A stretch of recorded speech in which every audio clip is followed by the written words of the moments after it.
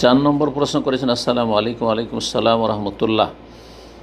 নামাজের সময় যদি বায়ু বের হয়ে যায় তাহলে আবার উজু করে প্রথম থেকে নামাজ আদায় করতে হবে, নাকি যেই রাকাতে বায়ু বের হয়েছিল ওই রাকাত আদায় করতে হবে?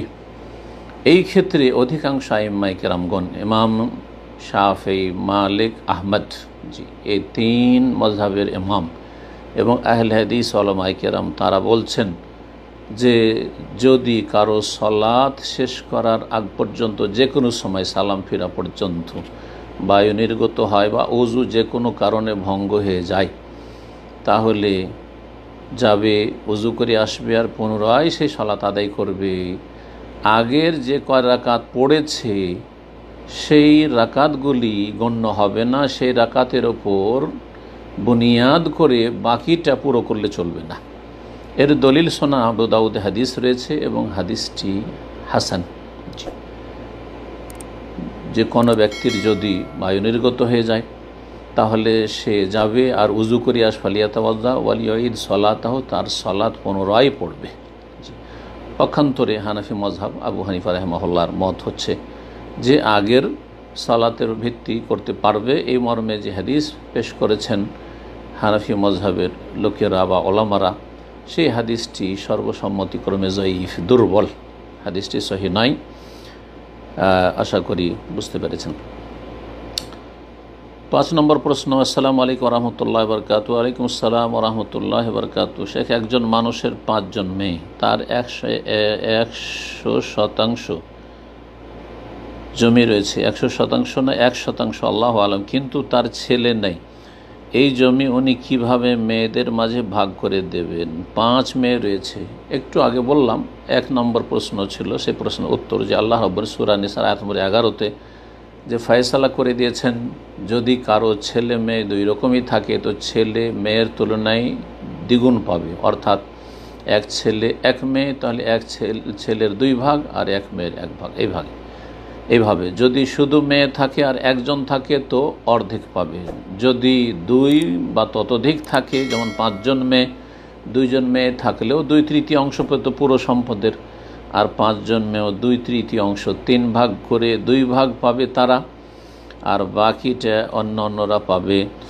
বলছেন যে কিন্তু তার ছেলে নাই, ঠিক আছে, এই জমি উনি কিভাবে মেয়েদের মাঝে ভাগ করে দেবেন? মেয়েদেরকে দেবেন 2/3। যেমন বললাম এই জমি থেকে তার মেয়েরা কতটুকু পাবে? বললাম 2/3 পাবে, তারা 5 জন বোন ভাগ করে নেবে, আর তার ভাই ও ভাইস্তা কতটুকু করে পাবে?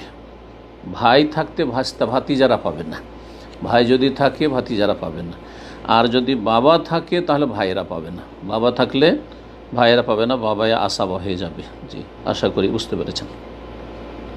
বাকিটা আসাবা মানে বাকিটা, বাপ থাকলে পুরোটাই নিয়ে নেবে, 1/3 যেটা বাঁচলো, 2/3 5 মেয়ে নেওয়ার পরে, আর যদি না থাকে তো ভাই আছে, যে কয় ভাই আছে সে 1/3 ভাগ করে নেবে।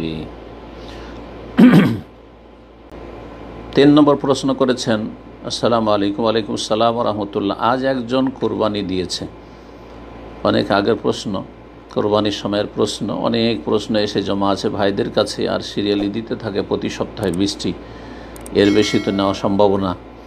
তো বলছেন যে একজন কোরবানি করেছে এবং এর গোস্ত দিয়ে তার মেয়ের বিয়েতে খাওয়াচ্ছে, এটা কি ঠিক? হ্যাঁ, অবশ্যই ঠিক। জি, কোরবানি করবে আল্লাহর সন্তুষ্টির জন্য, এটির সম্পর্ক নিয়তের সাথে। তারপরে গোস্ত উত্তম হচ্ছে, ফরজ নয়, উত্তম হচ্ছে যে নিজেরাও খাবে, আত্মীয় স্বজন যারা সচ্ছল বা পাড়া প্রতিবেশী সচ্ছল তাদেরও খাওয়াবে, আর যারা সমাজের গরিব দুঃখী তাদেরকেও খাওয়াবে। কিন্তু কেউ যদি নিজেই মুখাপেক্ষী হয়, নিজেই অভাবী হয়, একটা গরু অথবা ছাগল কোরবানি করেছে গরিব মানুষ, আর সেটা দিয়ে মনে করছে যে অন্যদের চাইতে আমারই তো বেশি প্রয়োজন, আমার এই বিয়েটা সারতে হবে, মেয়ের মেহমানরা আসবে, এই বিয়ে যদি সেরে নেয় কোনো দোষের কথা নয়। আবার বলছি 3 ভাগ সমান করতে হবে, এর কোনো দলিল নেই। 3 শ্রেণীর মানুষ খাবে কম বেশি করে, যেখানে যতটা প্রয়োজন সে অনুযায়ী। যদি নিজেরই প্রয়োজন বেশি থাকে নিজে বেশি রাখবে, যদি দেখা যায় ফকির মিসকিনের প্রয়োজন বেশি, তাদের সংখ্যা বেশি, তাহলে তাদেরকে বেশিটা দিয়ে দেবে।